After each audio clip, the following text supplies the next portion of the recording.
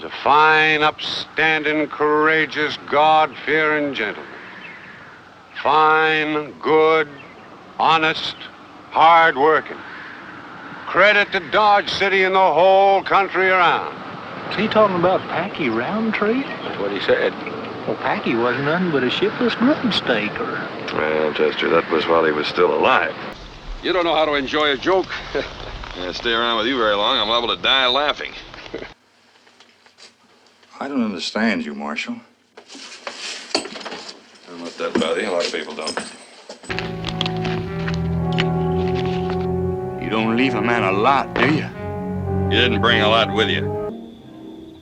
You sure ain't one to let a man die happy, are you, Marshal? Man makes his dying by the way he lives, Yermo. That's just what happened. It's as plain as anything. What kind of a man would murder a cow, Gib? What kind of man cuts down a dead body and shoots him? All right, you playing games with me, Marshal? Well, Woodard, when I start playing games with you, you'll know about it. Well, grief sometimes does that to a man, you know. Grief? Well, look at him. He looks like he's burying his mother-in-law. You just never know what's going to make a friendship, do you? And you know what's so downright puzzling is how a man like old Jake could give up a civilized way of living like he's dead. Yeah, I'll tell you something that's even more puzzlesome to me is how a fella can be exposed to civilization and not have any of it ever rub off on him. Well, yeah, Well, there you go again. It's me. You get me so mad I could just smoke a pickle. You know, I can always kick you in the head and take you back to Dodge in a sack. How to kick you right in the head. You gonna fetch me my key, or am I gonna kick your mouth off? This man's been tracking me all night, and I got a feeling you're behind it. How'd you know? Mister, you might as well have been wearing snowshoes with cowbells on them. Oh. Why, Marshal. May I come in, Miss Brand? Well, does anyone ever keep you out if you want in? Not very often. But you can pick him up at my office just before you leave town. Well, we ain't planning on leaving town. Well, your plans have changed. I think she's hiding something, Chester. Too bad it ain't her face, if you ask me. Don't you think it's about time you two had something to eat? Oh, tain't polite to eat in front of an open bottle, Kitty. Everybody knows what kind of people some people are. Yeah, it's a funny thing, Chester, you know. Young or old, they always seem to get into trouble when they get to Dodge. You wouldn't shoot me. You want to hang me too much. If they're going to murder somebody, it's best that you get them before they do, ain't it? Now, mister, you're going back, pig or pork. Make up your mind. I love Rob, Marshal. I won't ask you why. Probably have to cremate you. Good earth and more than likely vomit you right back out. The one with the raft of kids? Well, that's one way to describe him, yeah. Yeah, I know him. Pretty nice-looking fellow, but not worth much. That's a better way to describe him, yeah. I know that, and you know I know that. Well, of course I know you know it. You think I'm stupid? Well, I'm not going to answer that. Getting along to California, yeah. We just poor honest folks passing through. You gotta keep right on passing. Now, how could you be rotting in jail? You ain't been here but a couple hours, and don't you go a-calling this here jail rotten. I'll get on you like ugly on the hay.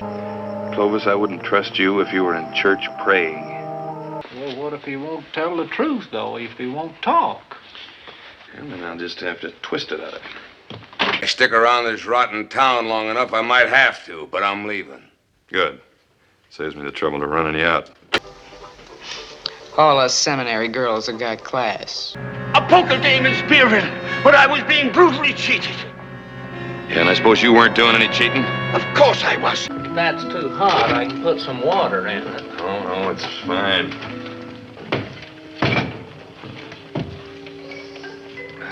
Is it strong enough? Any stronger, I'd deputize him. I'm gonna turn you every way but loose.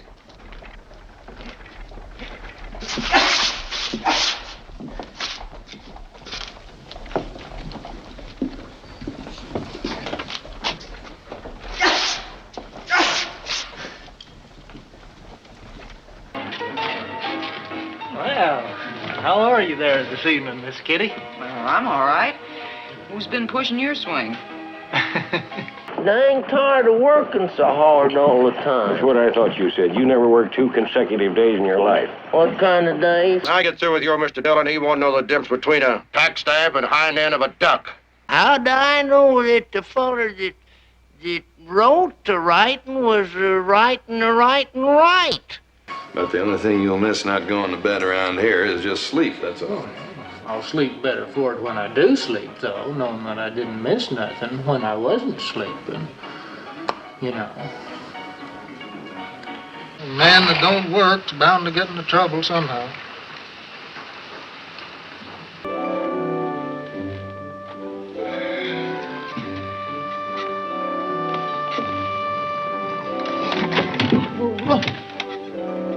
Why, that could turn gangreney before you could say run over the roof of the house, a piece of raw liver in his mouth.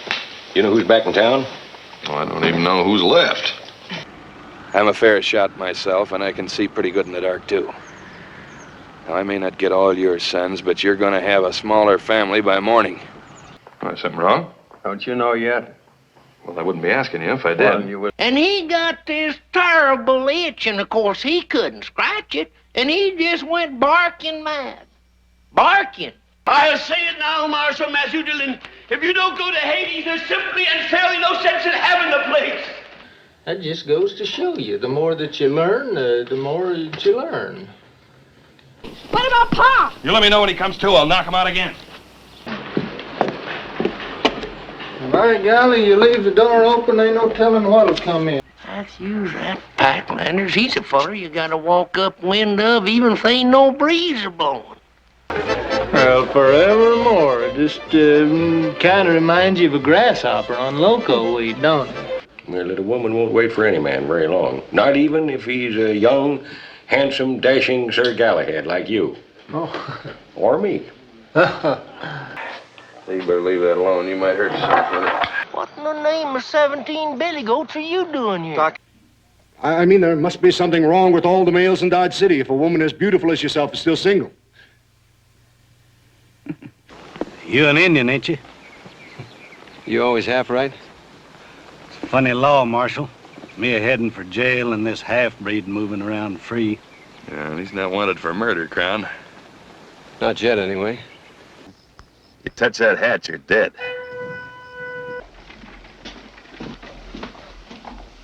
Oh, go take a pill. Where are you from? Colorado, Pueblo. Mm-hmm. Well, it's not far. You ought to be back there in a week. Everything I have is here. Well, you could pack up your everything and take it someplace else. My everything was here first. Suppose some good-for-nothing, ugly, flea-bitten cowboy rode into this town tomorrow morning. Do you think I'd be worried about your job? Fat and ornery. Snarl and fang. What are you saying? I'm saying if you get on that horse and ride, you'll be there in time for church next Sunday. I don't go to church, Marshal. Yeah, I'll bet you don't. Well, you're not gonna drown, are you? I'm trying to get him to talk. Help me here. Well, you gotta get him breathing first. That. Yeah, what's the idea? You're supposed to have 2 guns, 1 in each hip. Why haven't you? Well, I tell you, Jacoby, it only takes 1 bullet to kill a man, you know, and it only takes 1 gun to fire it. Nonsense. I've seen pictures. All right, then, I keep the other hand free so I can blow my nose when I'm working. Now, look, take that contraption. Quite a time getting you back today, son. Don't you think that's kind of nice, him going for a ride in the buggy? Chester, you know, 1 robin don't make a spring. That makes you a squatter. That makes you nothing. Well, it is just about as sincere as an undertaker's grief at a $5 funeral. Professor Elliott's Wonder Medicine can cure all disorders of the human race without exception, no matter what the age, what the circumstance, or the place of residence of the afflicted patient. Hey, Professor, I got drunk when I was 12 years old, and I've had a quart of whiskey every day since. Will it cure me? My friend, you're so cured now you'll last 100 years. If you got a Hagen with you, you're going to be as safe as a tick on a hound dog with a stiff neck. All right, now, just a minute here. Now, you two keep this up. You're going to have a stroke, and if you do, I'll throw you both in jail. That's a great remedy for a stroke. Yes, I might add another charge, too, disturbing my peace. How's things going? Good, real good. Everybody tells me you're doing a good job. Well, there ain't much to do, really. How about a beer? Well, yeah, I think I might like that. Thank you. Sam, let's have a beer. That happens to be one of the side benefits of this job, you know. When's Matt coming back? Did you cure Sully up, did you? Cure him? Oh, yeah, sure. And then I baked a cake. Hi, guys, this land ain't even fit to walk on. A grown man taking a swim in the river. Bath wouldn't hurt you either, mister. Thanks for the wet drunk. Well, you better have some law on your side.